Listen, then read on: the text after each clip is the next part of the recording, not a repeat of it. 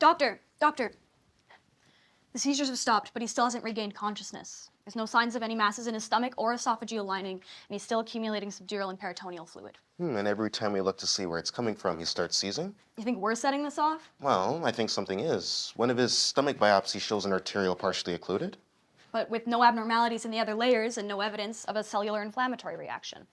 It's definitely not cancer. Then it has to be an infection. We already ruled out infection. Only because he was treated for it and got worse. Seems like a sound reason. What if it's a drug-resistant strain? Drug-resistant strain of what? Bacterial cultures?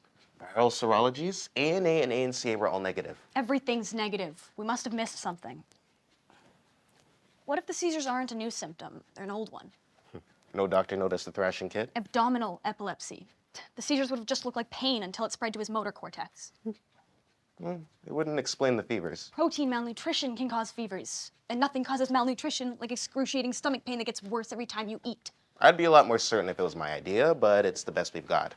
I'd start him on gabapentin and hook him up to an intracranial EEG for continuous monitoring. What about his spots? His what?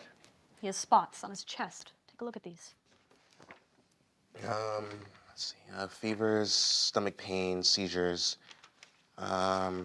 peritoneal subdural fluid collection, and now spots. Couldn't it be an allergic reaction to one of his meds? That suddenly developed 8 hours after he started his meds? If it's not cancer or infection, then it has to be autoimmune. Systemic lupus complicated by a CNS vasculitis would cause the fever, rash, ascites. CNS vasculitis would cause a stiff in the neck, along with a headache. And it would have shown up on the dural biopsy. What about polyarteritis nodosa? That can occur in kids. Except you can't have arteritis without any inflammation. You think of something then. Okay, go on. There was some inflammation in the skin biopsies. Plus, he's got an elevated diastolic pressure. It's barely elevated, which to expect given the number of procedures he's undergone. Barely is more than not barely. You know, if it was my idea, I would start him on prednisone and get a testicular biopsy. If he's gonna have any real inflammation, it'll be down there. All right, I'll tell them.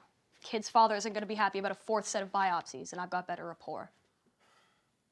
Everything okay? Just waiting for whatever's about to go wrong. Charlie, it's Dr. House.